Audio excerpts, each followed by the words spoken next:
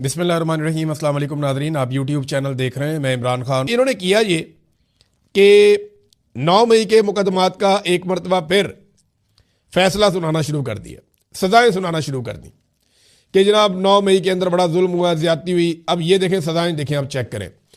अदालत ने मुलजिमान की जायदादें भी जब्त कर दी और ये कोई GHQ हमला केस है, इसमें फ़ैसला जारी कर दिया। 47 इश्तिहारी मुलजिमान को 10-10 साल कैद और 5-5 लाख रुपए जुर्माने की सज़ा दे दी गई है। जो आम लोग हैं उनमें उमर अयूब साहब हैं, जरताज गुल हैं, मुराद सईद हैं, शिबली फराज हैं, हमाद अजहर, कमल शौजब, शेख राशिद शफीक, फिर उसके बाद शहबाज गिल, वो पाकिस्तान में नहीं था, जुल्फी बुखारी, मोहम्मद अहमद चट्टा, राय हसन नवाज, राय मोहम्मद मुर्तज़ा और बहुत सारे, शौकत अली भट्टी, उस्मान सईद बसरा, फिर एजाज खान जाजी। ये PTI के तकरीबन सारे लोगों को ही ना इंसदाद दहशतगर्दी अदालत के जज अमजद अली शाह ने फैसला सुना के सबको सजा दे दी। ये है 9 मई और ये है फैसला। और सुनाया क्यों गया? देखें ना, ये डाइवर्जन लगाते हैं, तवज्जो भटकाते हैं लोगों की। ठीक है, आप 9 मई की तरफ तवज्जो दें।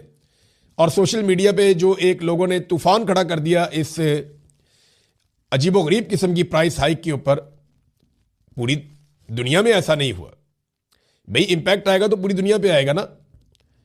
दुनिया में 2%, 3%, 5% इतना इजाफा हुआ, पाकिस्तान ने उठा के सीधा 21% इजाफा कर दिया। तो ये तो ऐसे बैठे हुए थे दाव के ऊपर कि हमारा कोई दाव लग जाए, हम कीमतें बढ़ा दें। अब नाज़रीन, आसिम मुनीर साहब गए हैं सऊदी अरब, उन्होंने जाकर मुलाकात की है सऊदी अरब के अंदर सऊदी वज़ीर दिफा से। मैं इस हवाले से ना पहले आपको उनका जो ट्वीट है वो पढ़ के आपको सुनाता हूँ, फिर आपको बताता हूं कि एक्चुअली लगता क्या है। ये सऊदी वज़ीर दिफा खालिद बिन सलमान का ट्वीट है। पाकिस्तान के चीफ ऑफ आर्मी स्टाफ और chief of defence forces field marshal Asim Munir से मुलाकात हुई है। हमने मुमलिकत सऊदी अरब पर ईरानी हमलों और अपने मुश्तरका स्ट्रेटेजिक दिफाई मुआहदे के फ्रेमवर्क के तहत उन्हें रोकने के लिए ज़रूरी इक़दाम पर तबादला ख्याल किया है। हमने इस बात पर जोर दिया है कि इसी तरह के इक़दामात इलाकाई सलामती और इस्तेहकाम को नुकसान पहुंचाते हैं और इस उम्मीद का इजहार किया है कि ईरानी फरीक दानिशमंदी का मुजाहरा करेगा और गलत फहमी से गुरेज करेगा, यानी कोई मिस कैलकुलेशन नहीं करेगा, कोई मिस एडवेंचर टाइप नहीं करेगा। तो एक तो ये कि उन्होंने बताया कि ईरानी फरीक, यानी एक फरीक पाकिस्तान और सऊदी अरब है और दूसरा फरीक ईरान है। देखिए, मेरा एक सवाल है कि पाकिस्तान ने मजम्मत की ईरान की कि उन्होंने अरब ममालिक पे अटैक किया, लेकिन पाकिस्तान ने नाम लेकर मजम्मत अमेरिका और इसराइल की नहीं की कि उन्होंने क्यों ईरान के ऊपर अटैक किया। सऊदी अरब के अंदर अमेरिकी अड्डे पर अगर ईरान अटैक करता है तो पाकिस्तान के आर्मी चीफ वहां जाते हैं और जाके यकजहती करते हैं, लेकिन अमेरिका और इसराइल ईरान के अंदर जारहियत करते हैं तो आर्मी चीफ वहां जाके किसी किस्म का इजहार यकजहती नहीं करते। यह क्यों है? देखें ना, ईरान भी बरादर इस्लामी मुल्क है, सऊदी अरब भी बरादर इस्लामी मुल्क है, हमारे दोनों मुल्कों के साथ बेहतरीन ताल्लुकात हैं। ईरान के ऊपर भरपूर बमबारी हो रही है, ईरान के शहरी मारे जा रहे हैं, लगभग 1200-1300 बंदा ईरान का मारा गया, उनका सुप्रीम लीडर जो है उन्हें शहीद कर दिया गया, बेशुमार नुकसान हुआ। लेकिन इसके बावजूद ईरान के साथ ना इजहार यकजहती किया आर्मी चीफ ने, ना ईरान का दौरा किया, ना उन्होंने अमेरिका और इसराइल के खिलाफ कोई स्टेटमेंट जारी करवाया। लेकिन वहां ईरान ने अमेरिकी अड्डों पे हमला किया गल्फ ममालिक में, तो आर्मी चीफ गए और सऊदी वज़ीर दिफा के साथ बैठ के एक फरीक के तौर पे उन्होंने अपने आप को पेश किया कि ईरान एक फरीक है और हम दूसरा फरीक है। इसका मतलब आप समझ रहे हैं। अब ईरान ने इस मौके पर एक हिकमत अमली की है, वो मैं पहले आपके सामने रख देता हूं ताकि आपको आइडिया हो कि मामला जा कहां पे रहा है। क्योंकि डोनाल्ड ट्रंप का एक दावा सामने आया, पहले डोनाल्ड ट्रंप का दावा आपको बताते हैं। डोनाल्ड ट्रंप ने कहा कि ईरान जिसे बुरी तरह मारा जा रहा है उसने माफी मांग ली है और अपने मशरिक़े वुस्ता के पड़ोसियों के सामने हथियार डाल दिए हैं और वादा किया है कि वो इन पर मजीद गोलियां नहीं चलाएगा या मजीद इनके ऊपर हमला नहीं करेगा। यह वादा सिर्फ अमरीकी और इसराइली हमलों की वजह से किया गया है। वो मशरिक़े वुस्ता पर कब्जा करने और हुकूमत करने के दर पे था। यह पहला मौका है कि ईरान हजारों साल में मशरिक़े वुस्ता के आसपास के ममालिक से हारा है। उन्होंने कहा, यानी उन ममालिक ने हमें कहा कि शुक्रिया सदर ट्रंप। तो मैंने कहा यू आर वेलकम। ईरान अब मशरिक वस्ता का बदमाश नहीं रहा, बल्कि वो मशरिक वस्ता में हार चुका है। ही इज अ लूजर, और कई दहाइयों तक वो रहेगा, लूजर ही रहेगा, जब तक कि वो हथियार डाल नहीं देते या ज्यादा इम्कान है कि मुकम्मल तौर पर तबाह नहीं हो जाते। आज ईरान को बहुत ज्यादा नुकसान पहुंचेगा। ईरान के बुरे रवैये की वजह से मुकम्मल तबाही और यकीनी मौत के बारे में संजीदगी से गौर किया जा रहा है। ऐसे इलाके और लोगों के गिरोह ऐसे हैं जिन्हें इस वक्त तक निशाना बनाने पर गौर नहीं किया गया था, जिन्हें अब निशाना बनाया जाएगा। डोनाल्ड ट्रंप ने धमकी भी लगाई और यह भी कहा कि ईरान ने माफी मांग ली है, और वो इसलिए मांगी कि बहुत ज्यादा अमेरिका और इसराइल ईरान को मार रहे हैं और अरबों ने हमारा शुक्रिया अदा किया है। ये डोनाल्ड ट्रंप का स्टेटमेंट है। अब जरा देखते हैं कि डोनाल्ड ट्रंप का ये स्टेटमेंट जिस बुनियाद पे है वो बुनियाद क्या है। बुनियाद यह है कि ये ईरानी सदर ने अपने अरब ममालिक को मुखातिब किया है और उनसे बात की है मीडिया के जरिए से। ईरानी सदर ने कहा कि मशरिक वस्ता में जिन ममालिक में अमरीकी अड्डे हैं वो इस बात पर कायम है कि उन्होंने इन अड्डों को ईरान के खिलाफ हमलों के लिए इस्तेमाल करने की इजाज़त नहीं दी। फिर उन्होंने कहा कि जनाब जो खलीजी ममालिक जहाँ पे अमरीकी अड्डे हैं वो इस बात को यकीनी बनाएं कि उनकी सरजमीन से ईरान के ऊपर हमला ना किया जाए, और ईरान भी जवाबी तौर पे उन अड्डों पे हमला नहीं करेगा। वो ये कहते हैं कि ईरान ने हमेशा कोशिश की है अमन के लिए, मुज़ाकरात के लिए, बड़ी लंबी चौड़ी उन्होंने बातचीत की, लेकिन उन्होंने कहा कि पड़ोसी ममालिक पर हमला हम नहीं करेंगे जब तक कि वहां से हमारे ऊपर हमला नहीं किया जाता। उन्होंने ईरान के पड़ोसी ममालिक, खासतौर पे जो अरब ममालिक हैं, उनसे माफ़ी भी मांगी और इस अज़म का इजहार किया कि ईरान मुज़ाहमत जारी रखेगा। देखिए, समझने की बात है, वो कह रहे हैं हम आपसे माफ़ी चाहते हैं, आपसे माजरत चाहते हैं कि आपके मुल्क पे हमें बम मारना पड़ता है, लेकिन हम अमरीकी अड्डों पे मारते हैं।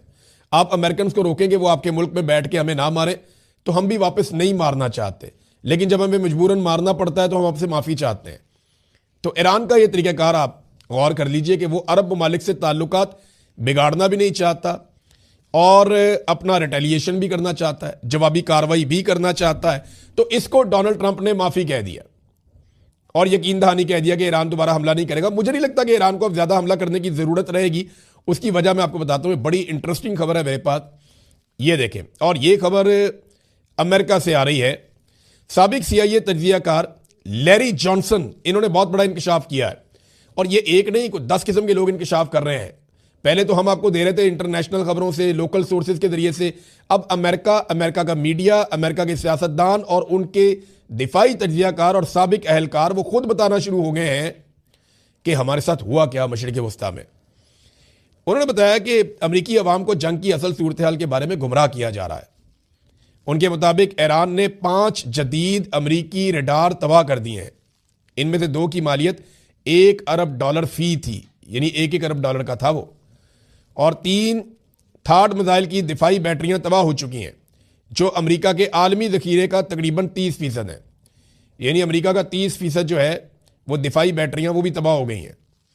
एक हफ्ते में तकरीबन $4 अरब के रडार सिस्टम हमारे ज़ाया हो चुके हैं। बहरीन में अमरीकी बहरी तनसीबात तकरीबन मुकम्मल तौर पर तबाह हो चुकी हैं। अमरीकी फ़िज़ाई दिफा तकरीबन अंधा हो गया है उस रीजन में, यानी मिडल ईस्ट में। आने वाले हमलों की वार्निंग 30 मिनट से कम होकर तकरीबन 1 मिनट रह गई है। यानी जो हमें पता चलता था 30 मिनट पहले कि वहां से मिसाइल निकल रहे हैं, आ रहे हैं, हम पे हमला करेंगे, वो अमेरिकन को अब पता चलता है 1 मिनट पहले। जॉनसन के मुताबिक ईरान को अब रूस और चीन की वो हमायत हासिल है जो पहले कभी भी हासिल नहीं थी। ये तनाज़ा वसी आलमी जंग में तब्दील हो सकता है। अच्छा, ये नुकसानात हुए हैं, कुछ और तस्वीर और वीडियोज भी आई हैं। सेटेलाइट तस्वीर के मुताबिक उर्दन में एक अमरीकी थार्ड मिसाइल बैटरी का जो पूरा रडार सिस्टम है उसको अमरीका और इसराइल के ईरान पर हमलों के इब्तदाई दिनों में निशाना बनाया गया था, और ये मुकम्मल तौर पर तबाह हो गया है। ये बहुत बड़ा नुकसान हुआ है, ये तकरीबन $9 अरब का है, और अमेरिका को बड़ा अरसा लग जाएगा इनको ठीक करने में। बाद चीज़ों को अमेरिका को ठीक करने में 5 से 7 साल भी लग सकते हैं, ये भी खबरें आ रही हैं। अच्छा, उर्दन में अमेरिका का एयर डिफेंस सिस्टम जो है ना, उसका रडार तबाह हो गया है। अब रडार के बगैर जो है वो जो उनके पास इंटरसेप्टर्स हैं जो ड्रोन्स को और मिसाइलों को रोकते हैं, वो नकारा हो गए। आपके पास रडार ही नहीं है तो आप पता कैसे करेंगे कहां से क्या आ रहा है। रडार पहले आइडेंटिफाई करता है, फिर जाके उसको फिजाई दिफाई निज़ाम जो है वो निशाना बनाता है। इंटरसेप्टर मिसाइल तभी काम आते हैं ना जब रेडार काम करता है। तो रेडार अब तो उसकी आंखें तो खत्म हो गई, देखने की सलाहियत तो खत्म हो गई, तो बगैर देखे तो मार नहीं सकते, अंधेरे में तीर चलाने का क्या फायदा। ये किया है ईरान ने। देखिए ईरान कहता है जी अब हम सिर्फ इसराइल के ऊपर अटैक करेंगे। मेरे ख्याल में ये एक हिकमत अमली इसलिए भी कामयाब हुई है कि ईरान ने रास्ता क्लियर कर लिया। ईरानी मिसाइल कई ममालिक से गुजरने के बाद पहुंचता था इसराइल में, रास्ते में सऊदी अरब आ जाता है, रास्ते में यूएई आ जाता है, रास्ते में उर्दन आ जाता है, फिर जाके इसराइल पहुंचता है मिसाइल। यानी उससे पहले जो है सबसे पहले तो ओमान आ जाता है। तो ये 4-5 ममालिक क्रॉस करके, समंदर क्रॉस करके फिर जाके वो मिसाइल पहुंचता है इसराइल में।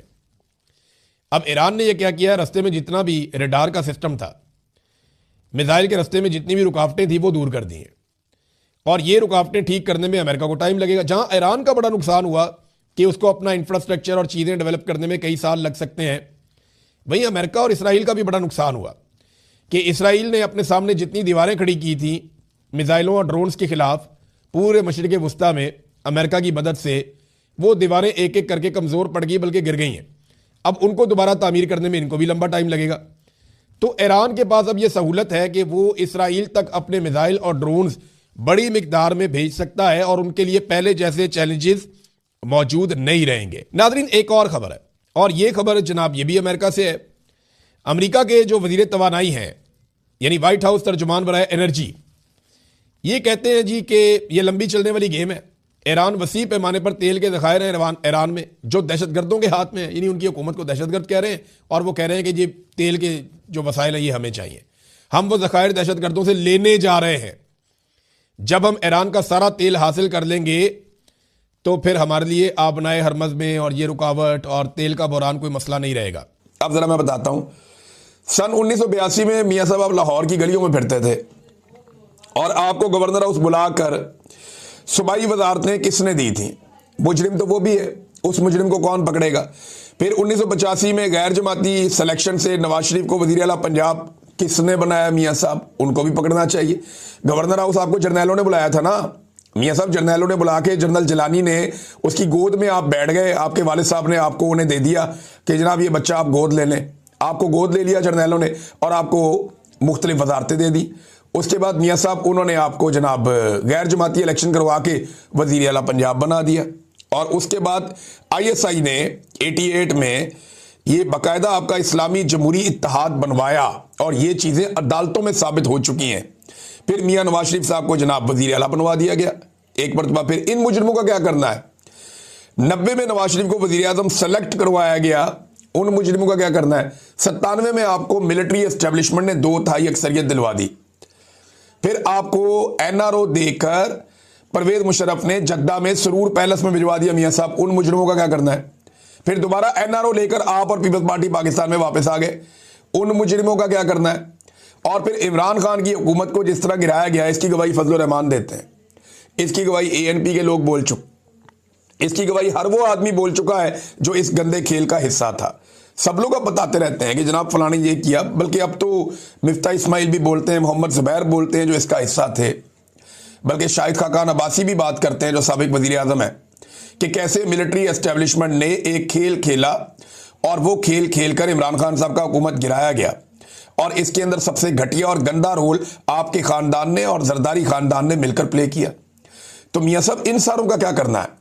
ये जो हुकूमत जनरल बाजवा ने गिराई थी नदीम अंजुम के साथ मिलकर, इन दोनों का क्या करना है? मियाँ साहब आप यानी मुल्क के ऊपर 40 साल तक पीपल्स पार्टी और आपने हुक्मरानी की है और आज भी आप लोगों की हुक्मरानी है, आप लोगों का कोई कसूर नहीं है। बाकी पाकिस्तान के लगभग 40 साल पाकिस्तान के डिक्टेटर खा गए, उनका भी कोई कसूर नहीं है। कसूर किसका है? उस इमरान खान का जो 3 साल के लिए आया, जिसमें 1.5 साल तक एक बदतरीन कोरोना वायरस रहा और 2 साल उसने पाकिस्तान की मईशत को तारीख के अंदर बेहतरीन सतह के ऊपर रखा। तो मियाँ साहब ये तो इमरान खान के तो लोगों को पैर धो के पीने चाहिए।